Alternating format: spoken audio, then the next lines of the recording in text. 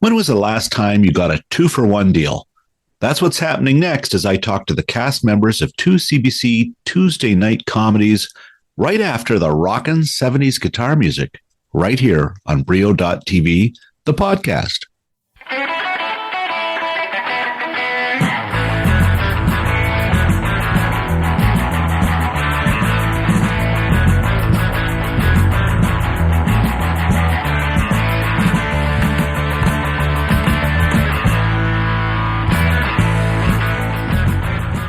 Well, last December, CBC held their annual press launch for their new and returning shows for the start of 2024.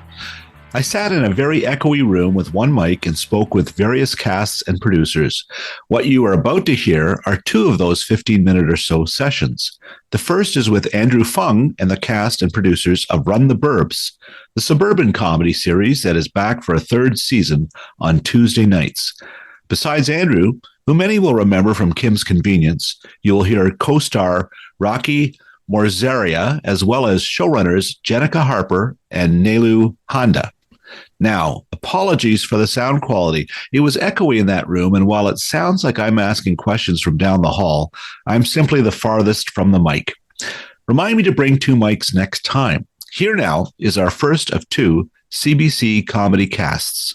I'm with the whole gang from Run The Burbs, which is returning. Well, tell me when it's returning, Andrew. We got a date for this? Returns Tuesday, January 9th at 9:30 p.m.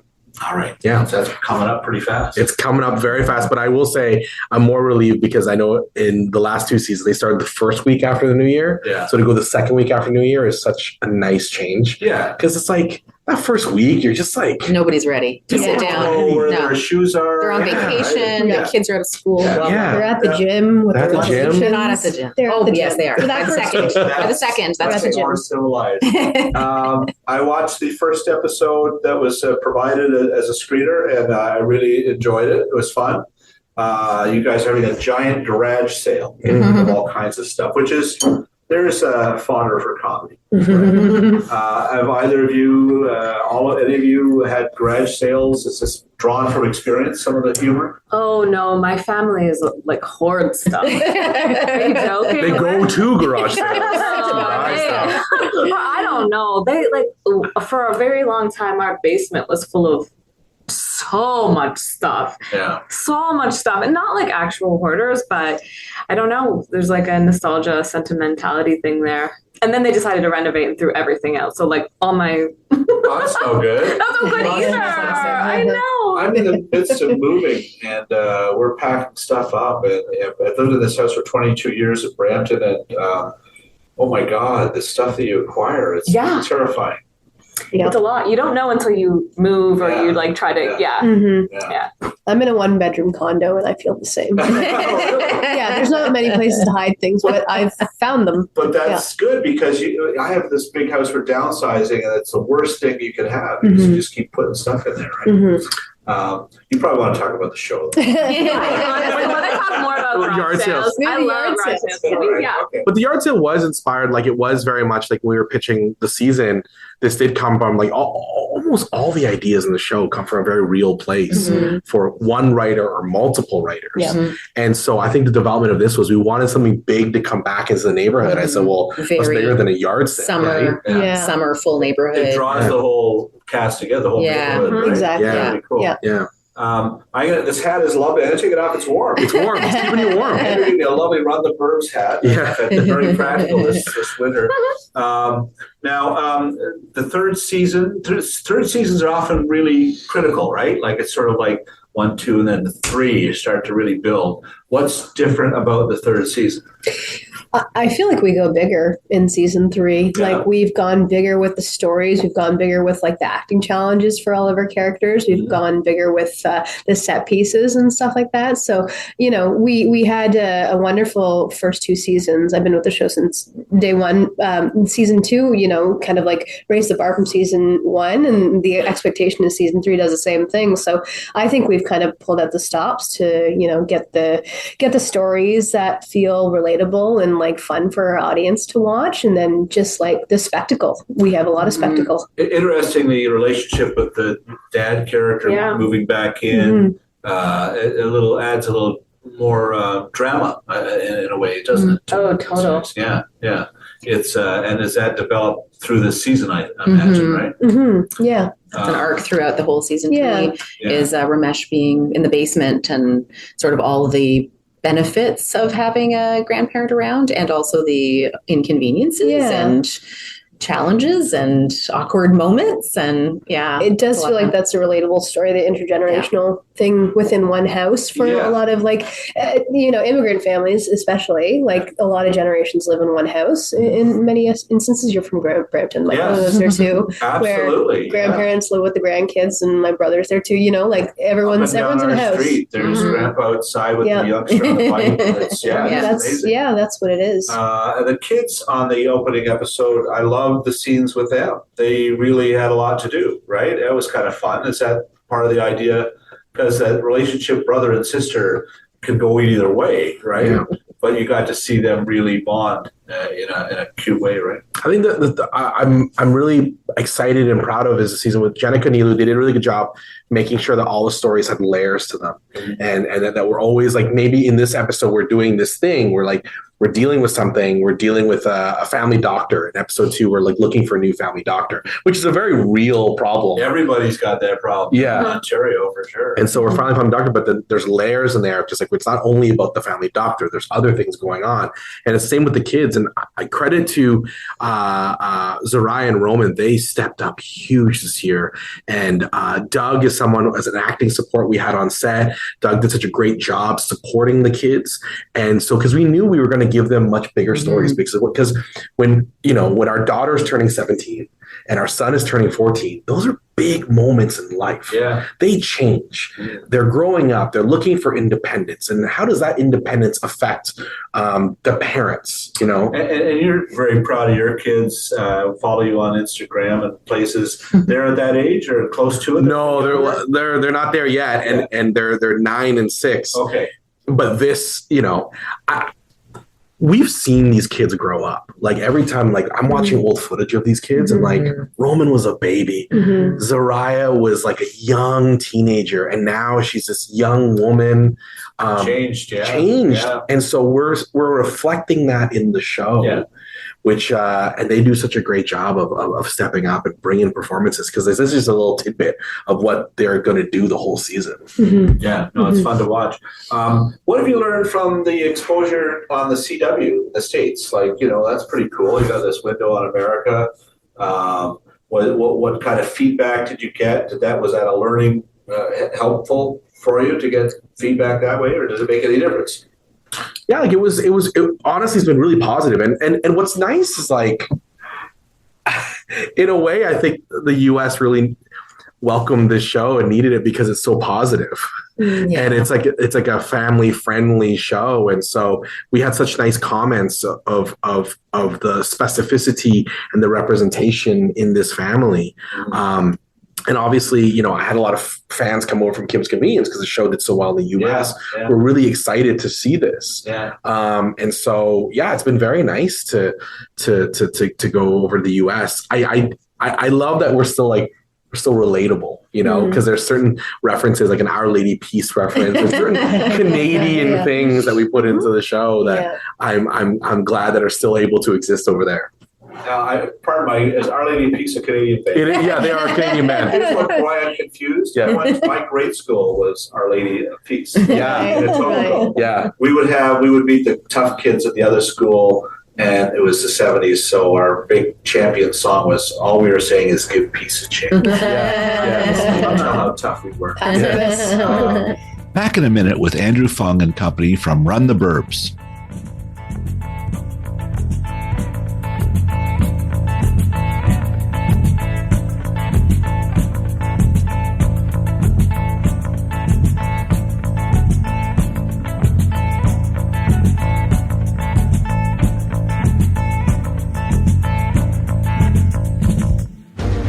The second season of the compelling crime thriller Hidden Assets returns to Super Channel for its exclusive Canadian premiere on Sunday, February 11th at 9 p.m., with each episode also available on Super Channel On Demand.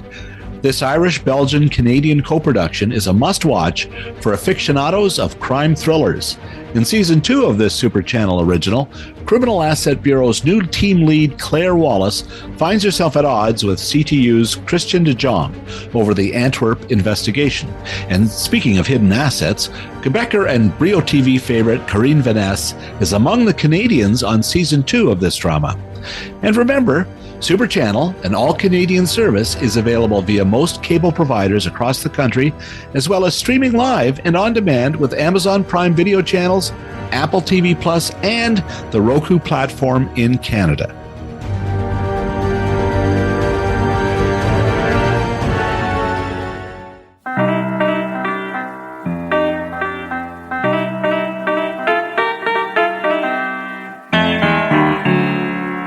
And we're back.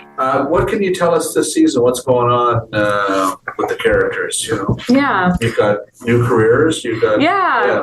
Well, my character Camille, I think in like previous seasons were more like external struggles, and this year she's settled in her career. She's like she knows where she's at, but in that state, there are other internal struggles. Like the struggles feel more internal. The dynamic with the family, with the father, balancing being this woman who is thriving. Like, how do you hold on to that as well?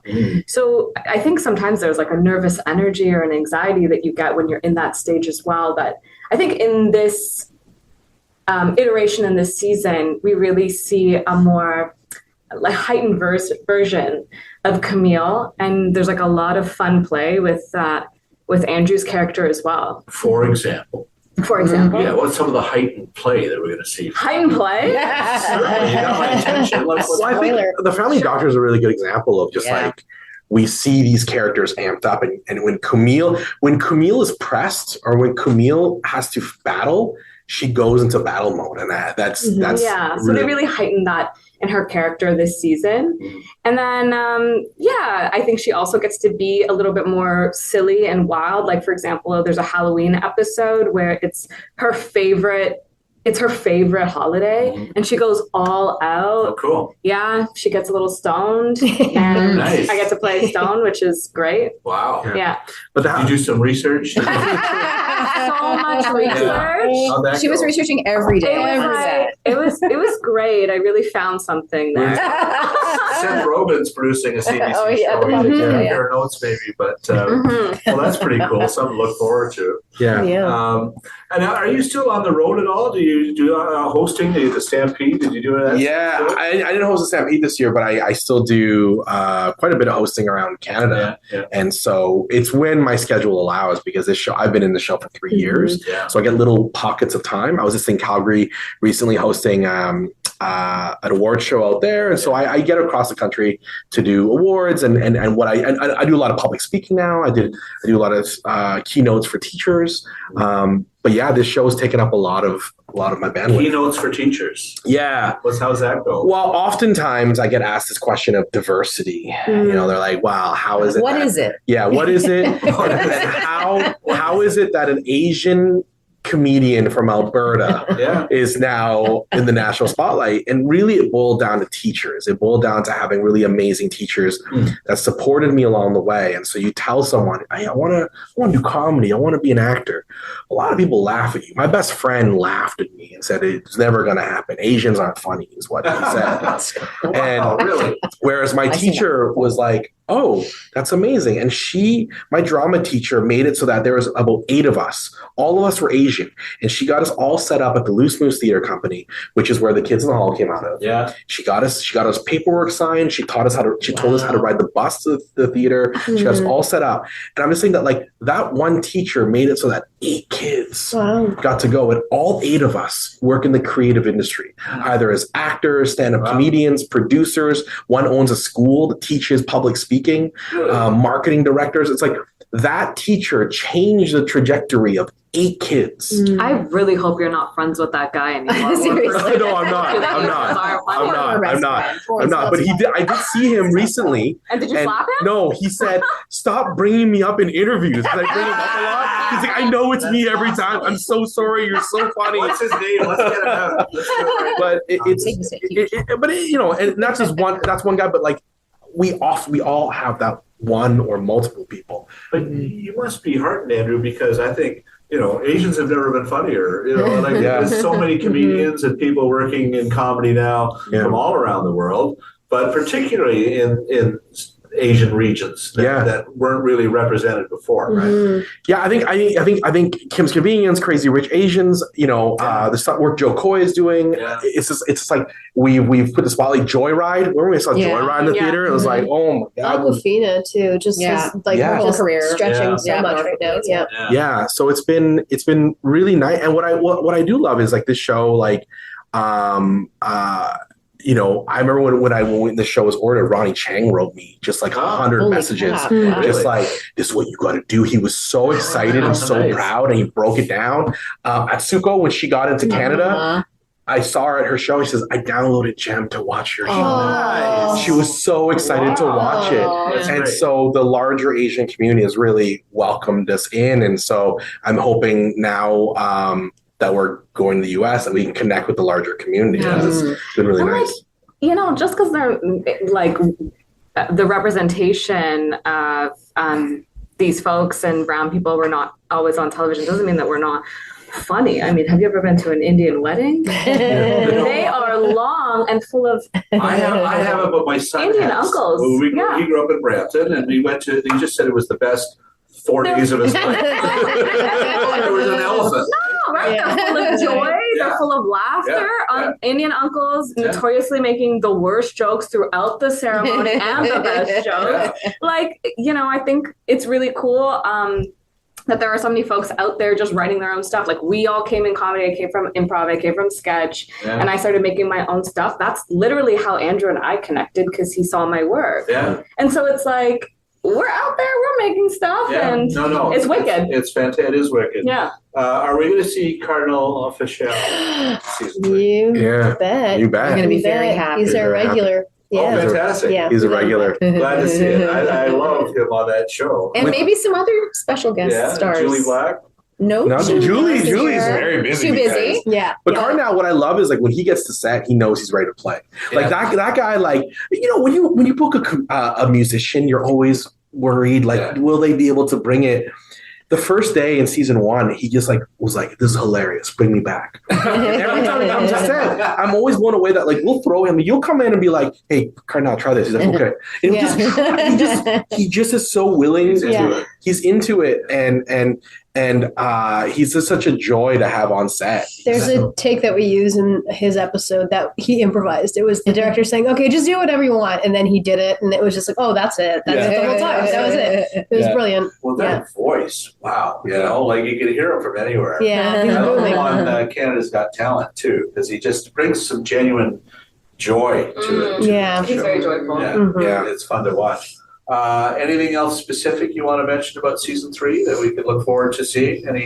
Any other guest stars you want to flag? I think we're not allowed. We're not allowed. We have some big Wow, ones. there's some amazing guests. They're allowed. But I will say, like in season 2, one of our most loved episodes is written by Anthony Farrell, and it was an episode done in real time. Yeah, and it was basically us trying to get out of the house. Yeah. It's season 2, and so it takes place in 22 minutes. 22 minutes. It's timed that way. Basically, it's the family trying to get out of the house on a winter day. That's anxious, right? It is. Yeah, great. And the music very is anxiety music. You know, there's a scene where we're trying to reset the router because we don't have internet. She's got to go on and do a segment. It's like film like 24. Comedy It's 24. like Pat Mills. This is my nightmare. Not having the router set up. And so there's literally 30 seconds of You us might looking have at the some router. PTSD with this.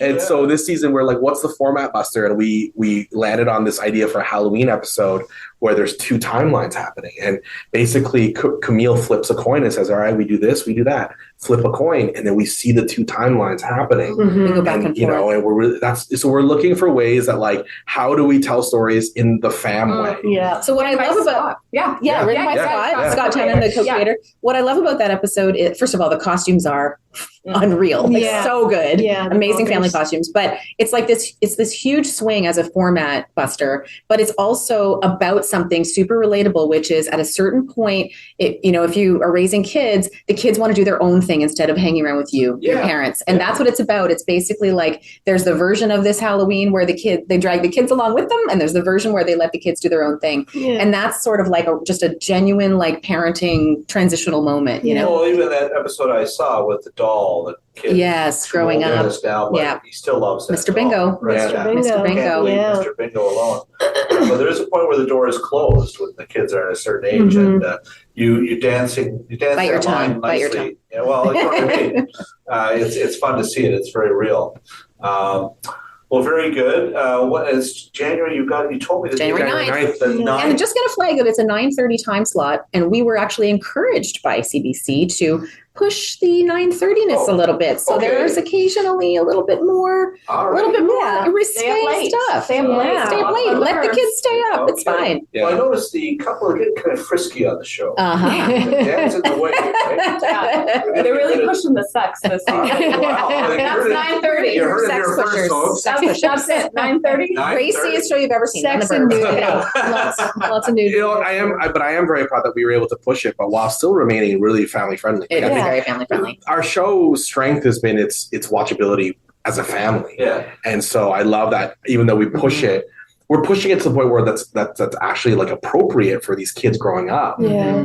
And what I like for me, pushing it sometimes is just even scenes with Andrew and Camille. And I'm like, well, it's not really pushing it. We're just showing this married couple and how they spend their off time together. Yeah. You know? It's just not so sanitized or something. Yeah. Well, I remember, this is how old I am. I watched the Dick Van Dyke Show growing up, and there was something about Rob and Laura Petrie. Even as a kid, you knew, well, at least two or something's going on there. You know? Like it was kind of real, even though they had separate beds. Yeah. You know, and you saw when they kissed that they were into it. Like it was kind of. I mean, let's face it, separate beds is a fantastic plan. Like you can just spend some time in one together, and then you get to sleep in different beds. Yeah, two king size beds in one room. No problem. It's that or the snore machine. Which we also have in my house. Yeah. All right, we're getting the high signal here. We're about ready to wrap. All right, listen, I'll let you guys get to your next. Thank you so much. Place, but thanks for taking the time here, and congrats on the third season and making it a funny show. And all the best the rest of the way. Thanks so much. Thanks, Thank you so Bill. much. Thank you.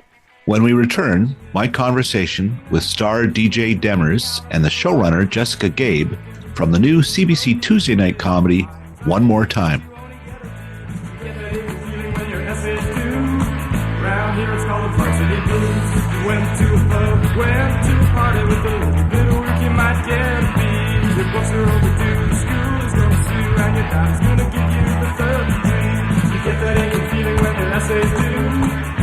Here it's called a varsity blues.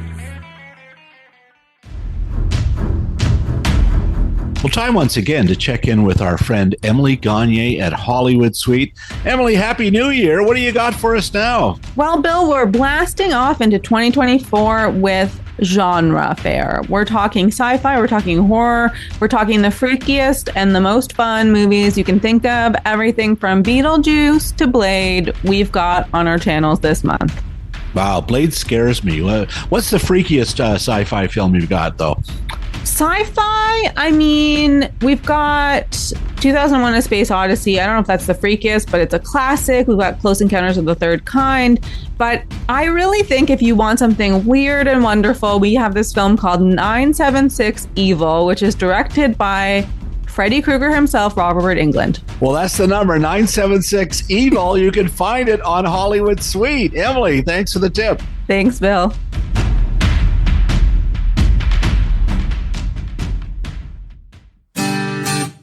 Well, did you know that it was June Carter Cash who wrote one of Johnny Cash's biggest hits, Ring of Fire?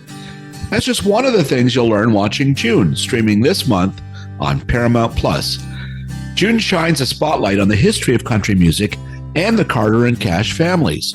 The 5-time Grammy Award-winning singer, actor, and author has opened for Elvis, appeared on screen with Robert Duvall and Jane Seymour, and as mentioned, was a damn fine songwriter. Featuring interviews with the woman herself, the film also includes sit-downs with her family, admirers, and friends, including Dolly Parton, Reese Witherspoon, and Willie Nelson. And remember, there's a mountain of premium entertainment for audiences of all ages on Paramount+.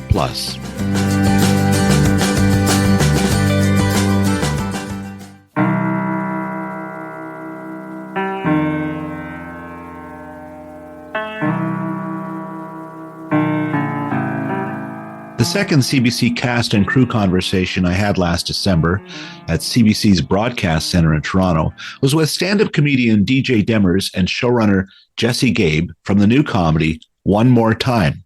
This series takes place in a Play It Again sports-like store where Demers is surrounded by a crew of co-workers.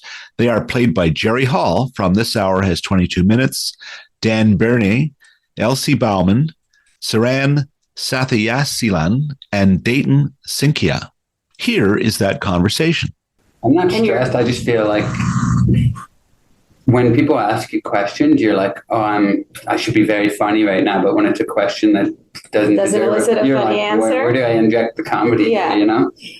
How did you come up with this show? I don't have a funny answer to that. Yeah. I'll just tell you how I honestly have no idea. Yeah. Came to me I pray that an idea floats into my brain. All right. Well, you're listening to the showrunner and the star of One More Time discussing the questions I might be asking next. But I got to tell you first, this show, when is it starting? Let's get the date right. Tuesday, January 9th on CBC and CBC Gem. I watched the opening episode and really, really liked it. I loved it. And I walked into Play It Again Sports many, many times over the years. And that's sort of the premise here, right? It's a secondhand sporting goods store. You're the proprietor. The episode I've seen is the big day. You're trying to get 20,000 in sales, which is pretty good. That's a lot of money. You know? Yeah. Pretty good setup. Had you ever worked at one of these stores? Is it based on your actual experience? Yeah. I worked at Play It Again Sports in Kitchener for my last 3 years of high school, and then my first year. Yeah, about 3.5 years I worked there. And what was that experience like? It was my first job. It was amazing. Like, it taught me to deal with the public, and all sorts of people come in, obviously.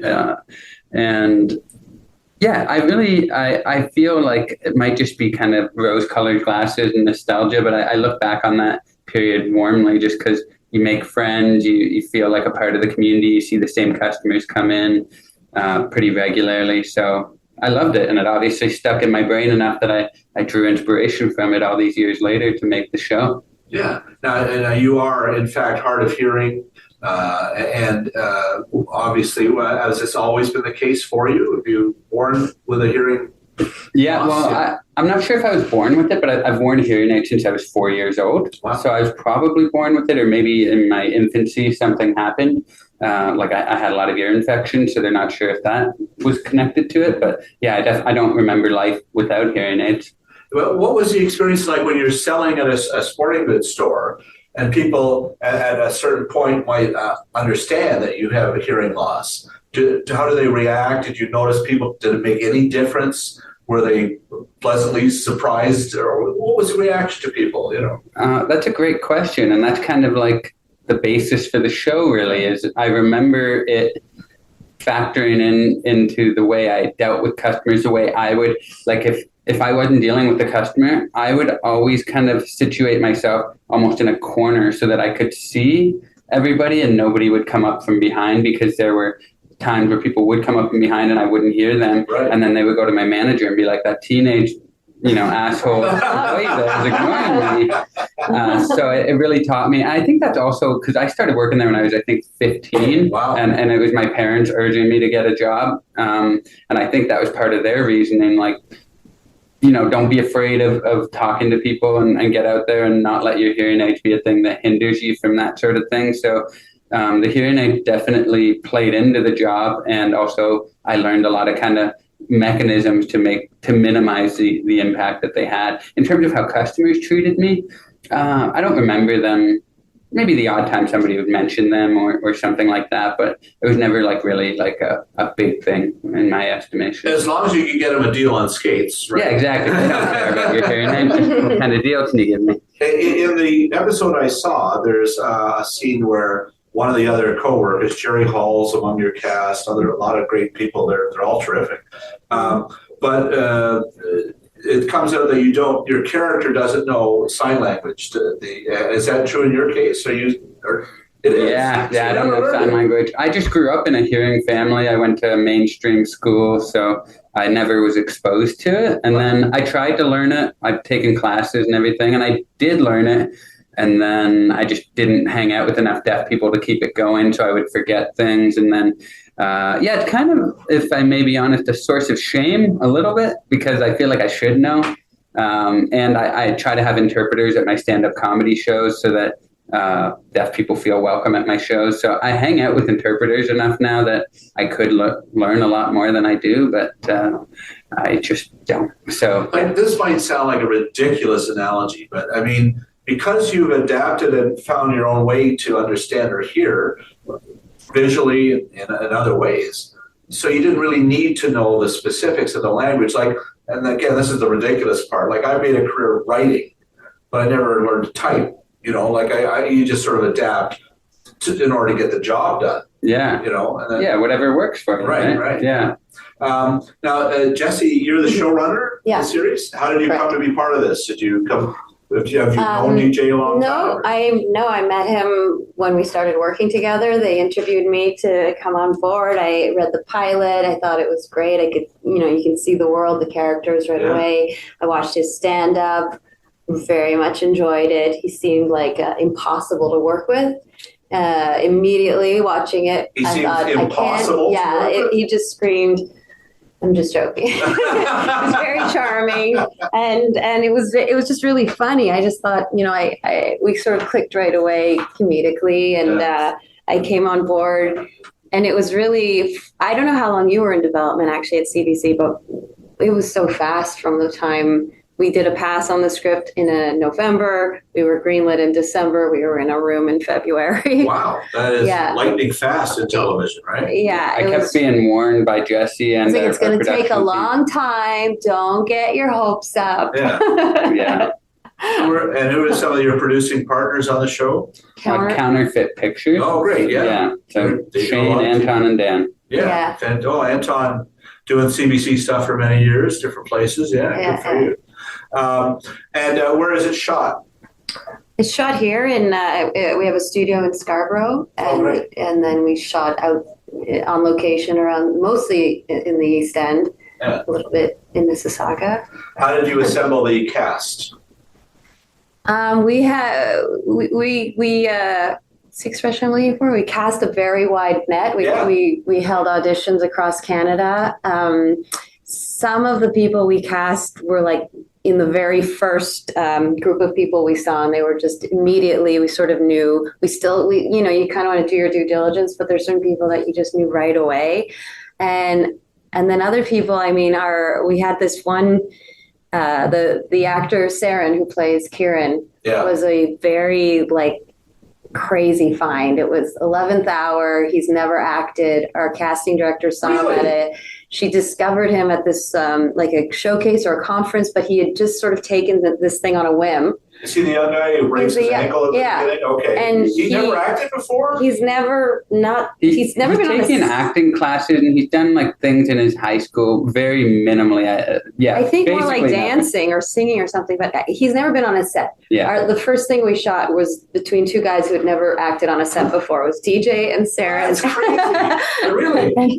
They both nailed it. But because there's something about his character that he's kind of unaware and naive, and that works perfectly for that role, right? Just the way he is. Oh yeah, he's really great. We were very adamant that we wanted a young person to play a young person. Yeah. Often in TV you can have a 23-year-old playing a 16-year-old, 30-year-old. But we really wanted that authentic teenager energy. DJ's credit. He was adamant, and he really he really brings it. He was. Yeah.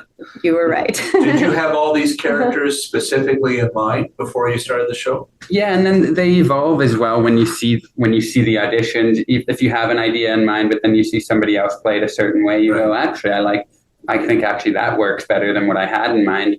Like, for example, Kieran in the show is kind of like a stand-in for me when I was 16 working at Play It Again Sport. Wow. But then he's not actually that similar to me. Saren, who we ended up casting, is not like, but there's still an element of him that, you know, the way we scripted him, there's still elements of me. But in terms of his actual personality, it's not what I originally envisioned, but it's better.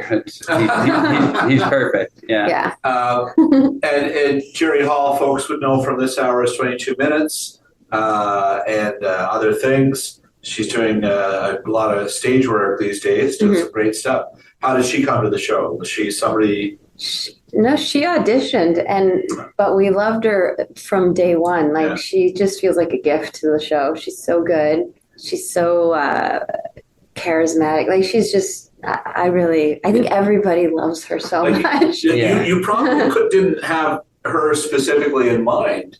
She must be one of the people that just came and took it to another area, right? For you. Yeah. Definitely, yeah. She has Cynthia's character is, and you see through season 1, she's layered. She's got a lot going on. Yeah, you wouldn't have seen it in the pilot yet, but there's some skeletons. I'm sure there are. Yeah. So she seems to just be the kind of buttoned up, straight edge, and she is now, but she's got some history, and there's, like I said, some layers to who she is, and I think Jerry Hall just brings that out so well. She's got that strength and that vulnerability, and and she's just, as a person, Jerry's just such a delight to work with, and we really lucked out. So comedic, like it's that sort of perfect combo, vulnerable and comedic at the same time. She's just the perfect sketch player, isn't she? She can do characters on a dime. Yeah. The show reminds me a little bit of that series that movie John Cusack did in a record shop. Do you know what I mean? It's about 15 years old now, but in terms of the camaraderie, high fidelity, right? So just the different people working at a place like that, the characters that are there, it seemed very real to me. The environment you created. It smelled very real. You had some old equipment, did you? Some bad hockey socks. Yeah, that's funny. Yeah. And now, tell me about your stand-up career. How that started. When did you first get up on a stage? First time I ever got up on stage was at Yuck Yucks Comedy Club in Kitchener, which is where I'm from. Okay. And I was in second year of university at Wilfrid Laurier in Waterloo, and I was very scared. I knew I had wanted to do it for like a year. I was writing down ideas in a little notebook and just way too scared to get up there. And then I finally worked up the courage to do it and was hooked immediately. And then I did a couple amateur nights at the Yuck Yucks in Toronto. This was over a couple years while I was finishing my degree at Laurier. But how did that first night go? Because, you hear people who go up on stage for the first time, they're terrified, they're still a teenager. It doesn't go that well. They don't even go near it again for 3 years, or they got big laughs and they were hooked. Yeah, I mean, I was just incredible from the get-go. Wow. It astonished even me how good I was at it. Yeah.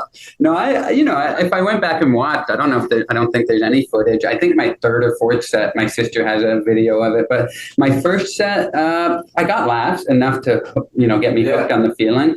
The jokes were probably terrible, but there was something there, enough to get laughs. Can you remember one of the jokes? I had a. Here we go. I had a joke about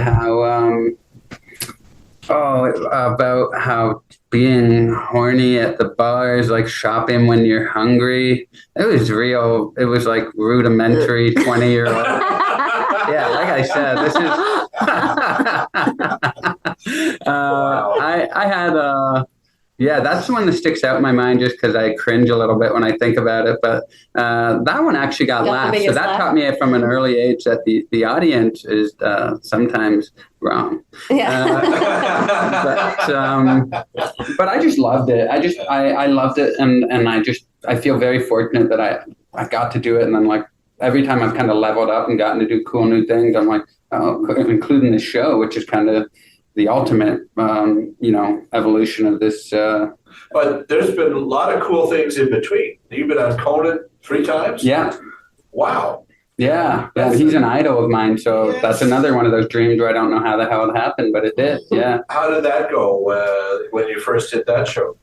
That was life changing because I did the homegrown competition at Just for Laughs, which is like a showcase to the best up and coming comedians in Canada. I've been to them, yeah. And I won. Wow. Which was a dream as well. And then the booker from Conan saw me. He was a judge on that. So I won. And then that night he came up to me at the Hyatt at the Just for Laughs Festival, the hotel that they have the after party at. Yeah. And he goes, how would you like to be on Conan? So in the same night I won homegrown at Just for Laughs, which was a dream. And then I found out I was doing Conan. And then the actual set I did on Conan went pretty well. So how old were you at this point? 28. I've been doing stand-up 5 years. Yeah. So you were ready? Yeah, I guess. Yeah. I mean, I was going out every night. I was working my butt off. So I felt pretty ready. Yeah. That's fantastic. Yeah. Did you get a chance to talk to Conan? Get any feedback from him? Yeah. All 3 times I did it, I got to talk to him. Not for too long, like 5 minutes each time. But the first time I did it, I sat on the couch beside him, which is a surreal feeling. Yeah. And he just leaned over during the commercial break and told me how much he loved a particular joke of mine and was breaking down how he liked what I did with it. And like, he's such a comedic inspiration for me that while he was telling me what he liked about it, I was like, well, I just stole that from, like, that's how you like it, you know? You like it because it's you. Like, so yeah, that's one of the highlights of my life. He's the man. He's still a student of comedy too, which is fascinating, right? A Harvard guy. And I've interviewed him over the years, and really, he's what a career. His podcast is fantastic. I love his podcast. I learn a lot from him, even still listening to the podcast. Yeah. He's so nice. That's what I love about him. He's so funny, but always while being nice. And I really try to take that from him and always remember that you don't have to be mean or anything. Like the joke's always on him if he is going to be mean. Yeah. But everybody loves talking to him because they walk away feeling better after they talk to him. Yeah, you're absolutely right. Tell us a bit about the series and what will we look forward to over the course of these first episodes? Let's talk about Conan some more. Keep going. What else about Conan? I love him. Is he going to be on the show? He's not. Oh man, what a dream that would be. But sorry, you want to answer, Jesse? The show, it's a workplace comedy that takes place, I guess, have we already covered this? It takes place in a used sporting goods store, and DJ's the manager. Have you ever bought anything at a used sporting goods store? I do. I go every year for my son to get his skates. It's not Play It Again. It's that place on Bloor and Dundas. Anyway. That hockey repair. But I go, and I've gone as a kid growing up, of course. How old's your son? He's 8. Wow. So you can't be buying new skates every year, right? No, always used. There's just no point. They grow out in a second. I found as an older skater, I would only go to these places because I don't want to be breaking in hard new skates, right? Yeah. No. I just want sloppy old skates to be wearing at this age. I'm still all the time just walking. I hear you. I'm still in the same pair I wore since high school. Yeah. I refuse to replace them. I replaced the blade, but not the boot. Where did you grow up? Montreal. Yeah. Very nice. So in high school, where did you go to high school? It's a French lycée called Marie de France. Oh, very nice. My daughter was in Montreal for about 15 years. She went to Concordia, and of course, you've gone to Just for Laughs, I assume, several times. Yeah. I worked at Just for Laughs. Yes. Well, it's all perfect. You guys, this is meant to be. What an amazing city, though, at night. Like, it just seemed to be electric all the time, right? And, hanging around that hotel, what I noticed was just this convergence of comedy talent all coming in and out. Just you get in the elevator and you meet 5 people you want to interview, right? Yeah. It's pretty cool. It's pretty crazy the first time you go. Every time I go, but the first time you just you're in the elevator, you're in the lobby, and you're like, that's Dave Chappelle. My God. Yeah. I made Jackie Mason call me dad. Oh my God! No. I never told you that? No. That's fantastic. I didn't have the, today I would know better, but back then I was like, if you wouldn't mind, he's a really big fan. That's put him on the phone. Did your dad say, get off the phone, this is some clown making an impression? No, but I didn't even warn him. I just said, someone's here to talk to you, and he knew he was in town, and I just put him on, and from what I gather, Jackie Mason's was an older man at the time, and my dad was he panicked and did his Jackie's bits to Jackie Mason and doing his impression. That's what you do. You repeat a story back to somebody who's famous. Yeah, but they were bits that were 50 years old, and I'm not sure Jackie Mason recognized them anymore. Oh, wow. And it was just this very strange conversation. Funny for the first time. I went many years ago. I was working for a TV Guide, and I was asked to come down. Milton Berle was there, and I had to interview him and keep him busy because he was such a monster during rehearsal that he was wrecking their schedule. Mm-hmm. So it was me and Milty in a room for 2 hours, which was a crazy experience. Wow. Were there comedians that inspired you that maybe had hearing loss or something else, and you thought, wow, that's look what they're doing? No. Not with hearing loss, not that I know of. There was a comedian when I was young who would be on the Ed Sullivan Show, Norm Crosby.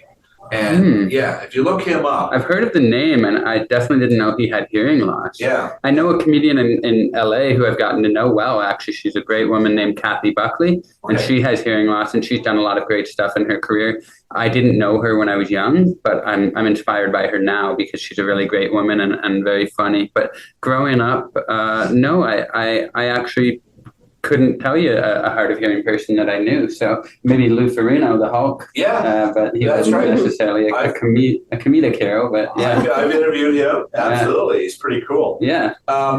And is there just a sitcom that you would love? Like, is there a comedy show you think, I want to make it something like this? Or Oh yeah, my two favorites, and Jessie would agree with one of these. I love Seinfeld and The Simpsons. She loves Seinfeld. Like, I really, really like it. I used to use the word love, but I've had to downgrade to really like it when I see the real website. And I love The Simpsons, and Conan wrote on that too to bring it back to him. But recently, I've been loving the show I Think You Should Leave, which is a Netflix sketch show. It's not a sitcom, but it's weird as hell, and I feel like newly inspired by how weird it is. And just kind of we both love 30 Rock, Brooklyn Nine-Nine, Parks and Rec. We love shows where like they just want to make you laugh, like as many laughs as they can cram into a half hour. So I think that's why Jessie and I get along well. We're both inspired by the same kind of, know, funny. Hopefully this show, we take some pretty big swings, especially as the season progresses. It goes to some elevated places. So we get out of the store a bit? Is that what you're saying? We get out of the store, but even within the store, things take a turn. I think you watch the most, grounded kind of episode. It goes. Fantastic. I can hardly wait. I love the show. Congratulations. Thank you very much. One more time, and it's on, let me get the date again. Is it January? January 9th. January 9th, Tuesday night on CBC and CBC Gem. Yep. Congratulations and best of luck with the series. Thank you very much. It's great meeting both of you. Thank you. You Thank too. you.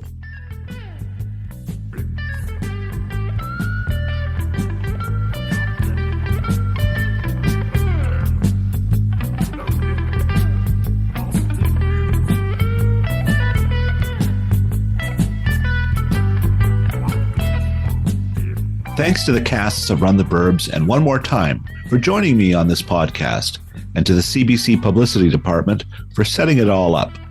Thanks as always to producer Phil Hong, especially this episode, for bringing the levels up on a challenging sound recording. Thanks to BJ Del Conte, the Crispy Critters, and Stephen Dudley for all the music heard on this episode and every episode of the podcast. Finally, thanks to you, listener. Please like, review, and pass it on. I'm Bill Brio. Thanks for listening.